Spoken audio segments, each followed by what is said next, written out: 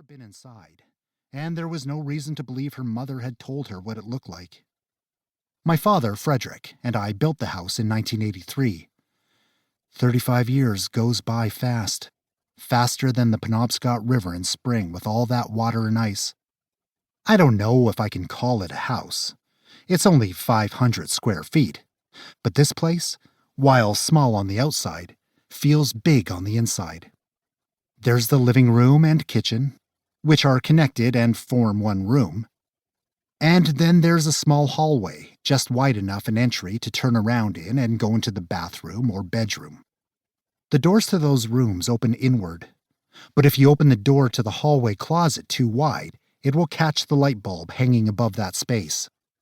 Over the years, it filled with boxes whose contents I'd forgotten. And the gun, a Pump 22 Frederick gave me when I was a boy. Frederick and I built the small house 3 years after the Maine Indian Claims Settlement Act was passed.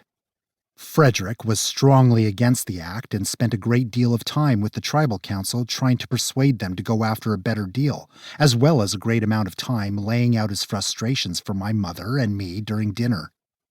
The act, when passed by Congress, had restored to the tribe its inherent sovereignty, so they could make and pass laws. While the white folks who had owned land prior to the act could remain, as well as those who had married in, one of the first laws the tribe passed concerned non-natives. Anyone who wasn't native at all had no right to live on the reservation. And since Frederick was my stepfather, I wasn't native, and so I couldn't remain on the reservation when I came of age. My mother, a non-native, could stay, of course, since she had married in. Around that time, Frederick's father, Joseph, was dying, and the bills were adding up. And what little money I was making working in the woods wouldn't be enough for me to buy a place of my own off the reservation. When the time came to pay for his father's funeral, Joseph died, not peacefully, in the summer of 1982. Frederick sold his father's camp and land, which got a lot of money. The place was densely forested and far from any town, and bear trappers stay out there now and take people out to hunt. Frederick still owned his land, which was not very far from his father's, and after settling the medical bills, he used the rest of the money to pay for my land and the building supplies. Since the settlement gave the tribe some land outside the reservation, or the option to buy some at a low cost, Frederick was able to buy from the tribe a lot cheaper than the state would have sold it. It was purely coincidental that the land we bought was across the river from Roger's house. I had no idea how important that place would be to me, or the role it would play in my being able to see her. Frederick and I spent all summer building the house, and it was a hot summer.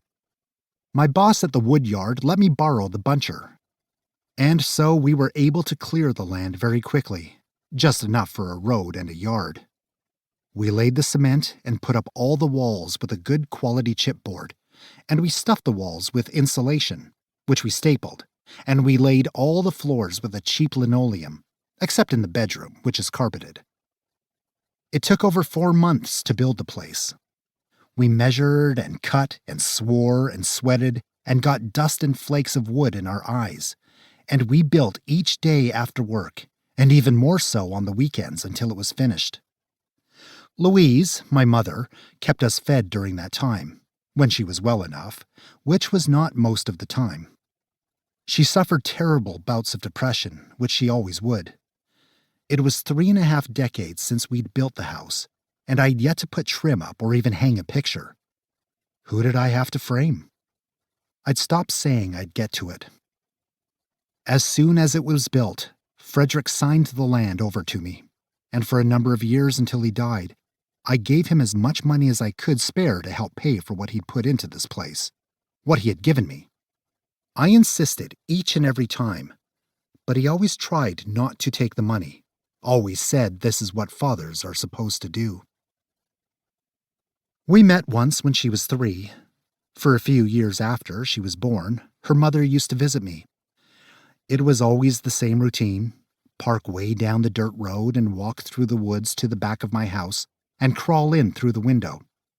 She used to give me news about our child, the only one Mary would ever have, but sometimes she just showed up and gave me nothing but her company.